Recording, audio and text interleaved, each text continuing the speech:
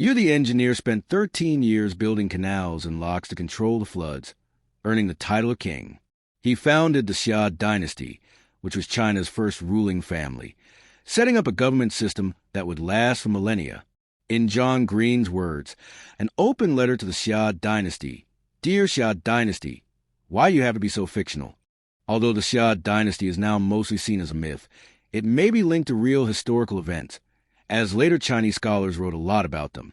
Speaking of writing, the Chinese were exceptionally skilled in it. They developed their own famous pictograph-based writing system without outside influence. It looked more like this than this. Humans settled in the Yellow River Valley, forming many cultures that together are known as the Yellow River Civilization.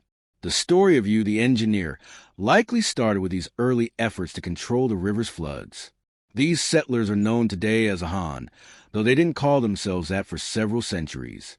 They were surrounded by various other groups to the north, south, and west.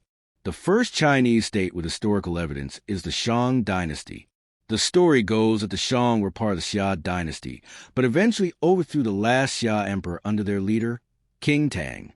King Tang defeated the Xia army during a storm at the Battle of Maya in 1046 BC, which was seen as a sign that the spirit supported his rise to power. The Qing Dynasty was later overthrown by the Zhou, China's longest-lasting dynasty.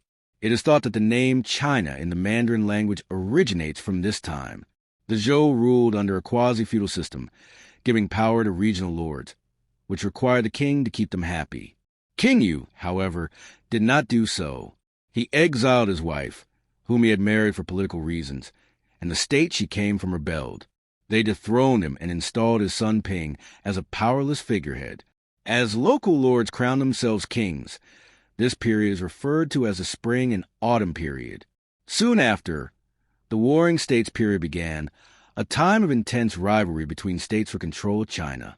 It ended in 221 BC when the Qing Dynasty unified China. Although the Qing Dynasty didn't last long, it established absolute authority. Agriculture and labor were regulated, and taxes were paid by all. However, the Qing had an unusual fear of books. Confucian teachings became widely popular, and his philosophy began shaping Chinese society. The Qing also began building parts of what would become the Great Wall of China to defend against northern nomads, the ancestors of the Mongols. Over time, the wall was expanded with the help of soldiers and laborers. Emperor Qin Shi Huang, obsessed with immortality, spent a fortune on alchemy and potions, one of which eventually killed him.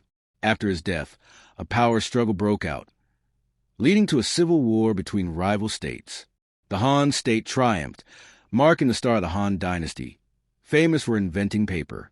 During the Unification Wars, the Han rulers fled to the south, setting up their own kingdoms.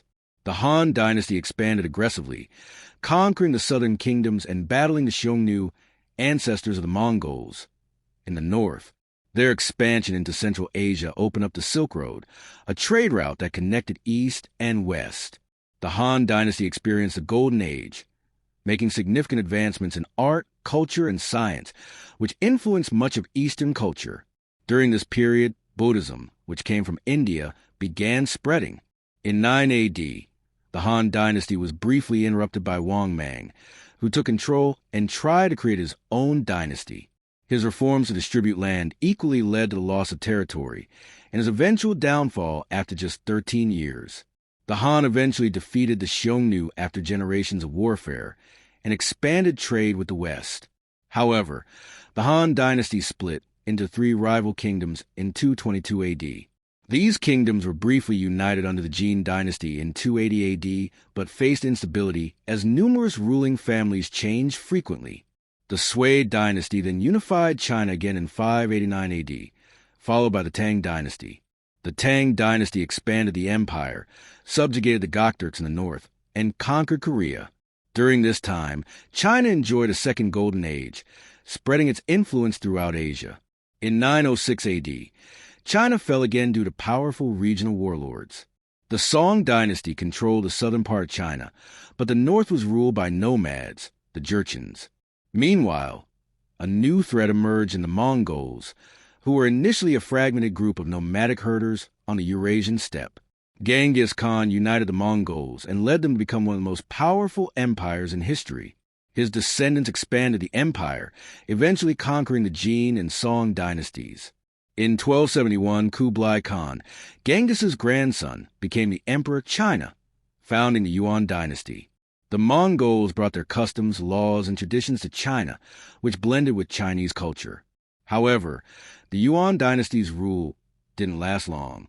Economic crises and earthquakes led to a revolt, and in 1368, the Ming dynasty was founded by Zhu Yuanzhang, the first Ming emperor. The Ming dynasty, along with the Qing dynasty that followed, ruled China through its early modern period. Both dynasties pursued isolationist policies, cutting off trade with foreign powers and investing in military defense, including the Great Wall. The Qing dynasty's failure to modernize led to the Opium Wars and other conflicts with foreign powers, which exposed China's vulnerability. In 1912, the Qing dynasty collapsed and China entered a period of fragmentation, with regional warlords ruling different areas. The Chinese Communist Party, CCP, and the Kuomintang KMT briefly formed an alliance to fight the warlords, but the alliance broke down, leading to civil war. The CCP, under Mao Zedong, managed to survive the war and led the country to victory. The People's Republic of China was established in 1949, and Mao became the country's leader. His rule was marked by major campaigns, such as the Great Leap Forward and the Cultural Revolution, which caused immense suffering. After Mao's death, China underwent significant reforms, shifting toward a mixed economy. The economy grew rapidly, making China the world's manufacturing powerhouse.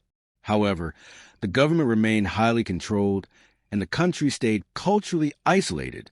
In the 19th century, Hong Kong was a small fishing village and a haven for pirates. After British traders settled there, Hong Kong grew into a major port for trade with China. The Opium Wars in the 19th century forced China to cede Hong Kong to Britain. Over time, Hong Kong became increasingly westernized, but the city's future was uncertain as the 1997 handover approached. Hong Kong remains largely independent under the one country, two systems policy, but its future beyond 2047 is unknown.